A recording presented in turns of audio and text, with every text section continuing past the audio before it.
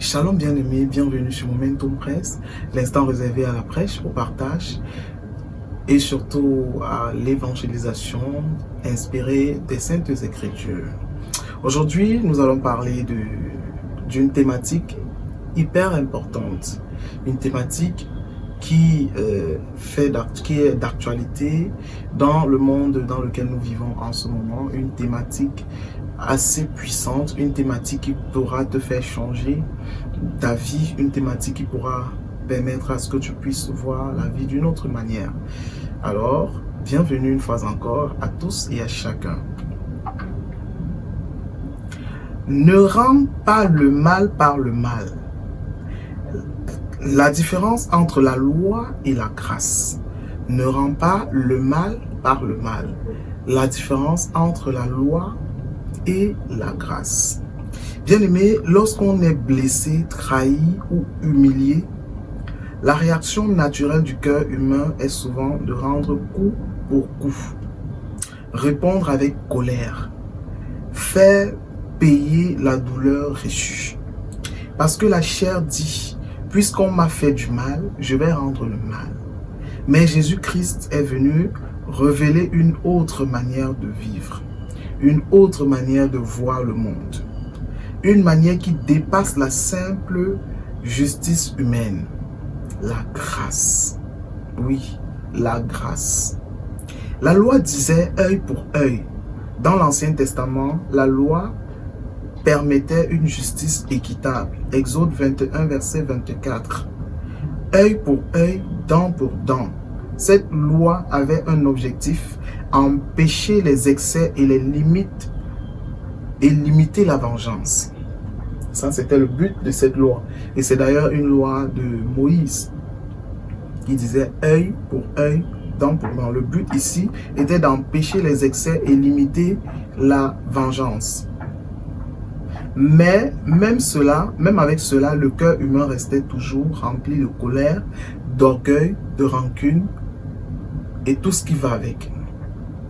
La loi pouvait donc montrer le péché, mais elle ne pouvait pas transformer profondément le cœur. Jésus-Christ révèle la grâce.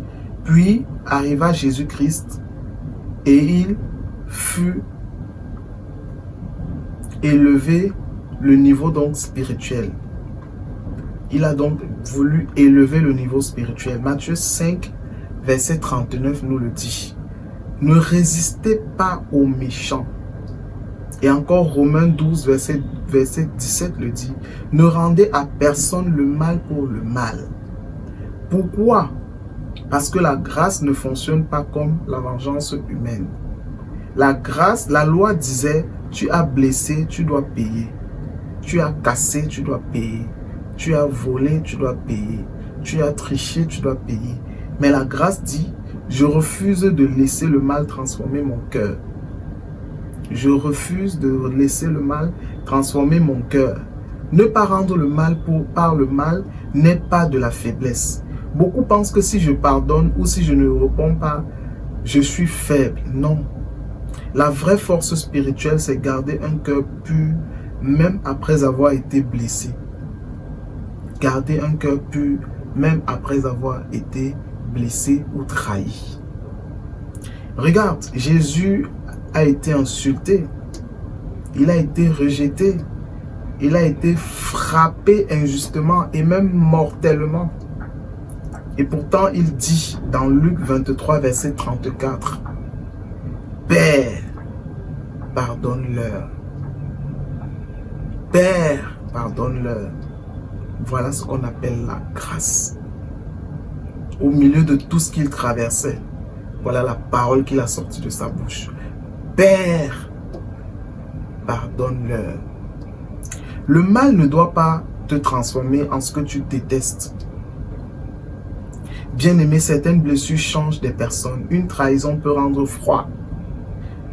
Une humiliation peut rendre méchant. Une injustice peut rendre la haine, peut remplir le cœur de haine. Et c'est exactement ce que l'ennemi cherche. C'est exactement ce que le diable recherche. Que nous puissions être remplis de haine. Que nous puissions être méchants. que nous puissions être insensibles face aux problèmes que les autres personnes peuvent encourir. Le but de l'ennemi, c'est de chercher à transformer ton cœur à travers la douleur. Mais Dieu t'appelle à quelque chose de plus élevé, de plus glorieux, de plus magnifique. Romains 12, verset 21. Ne te laisse pas vaincre par le mal, mais surmonte le mal par le bien. Ne te laisse pas vaincre par le mal, mais surmonte le mal par le bien. La grâce guérit ce que la vengeance détruit. La vengeance donne parfois une satisfaction momentanée, mais elle laisse souvent plus de vide, plus de colère, plus d'amertume. La grâce protège ton âme, garde ton cœur vivant, laisse Dieu être le juste juge de ta vie. Cela ne signifie pas accepter les abus ou rester dans les frustrations, dans les situations qui vont te détruire. Non. Cela signifie que tu refuses que le mal dirige désormais ta vie intérieure. Tu refuses d'être dirigé par le mal. J'aimerais partager une vérité profonde avec toi qui m'écoute tous les jours. D'ailleurs, je te dis merci pour cette écoute active que tu as. Rendre le mal pour le mal est naturel. Rendre le bien malgré le mal est spirituel. Je reprends. Rendre le mal pour le mal, c'est quelque chose de naturel. Tout être humain est capable de le faire. Tout être vivant même. D'ailleurs, ça se voit avec les coqs. Il suffit seulement qu'un coq arrive, un coq qui n'est pas de la basse-cour d'une maison, arrive et veut par exemple féconder avec une autre poule. Vous allez voir, le coq de la maison va faire semblant de ne pas le voir, mais après il va tomber sur lui. Donc la vengeance est quelque chose de naturel. Mais rendre donc le bien malgré le mal qu'on t'a fait, c'est spirituel. C'est ça la grâce, c'est ça être sur la grâce. Et c'est là toute la différence entre la loi et la grâce. La loi change les comportements extérieurs, tandis que la grâce transforme le cœur. La loi change les comportements extérieurs, tandis que la grâce transforme les cœurs.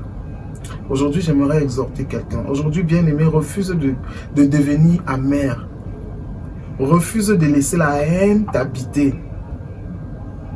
Refuse de reproduire ce qui t'a blessé. Choisis la voie difficile, mais puissante, celle de la grâce.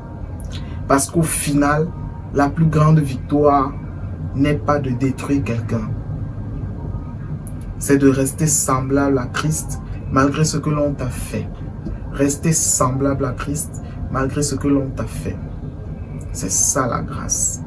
Père éternel, Dieu Tout-Puissant, tu connais les blessures que les uns et les autres portent dans leur cœur, les injustices qu'ils ont vécues, les paroles qui leur ont fait mal, les trahisons dont ils ont été sujettes.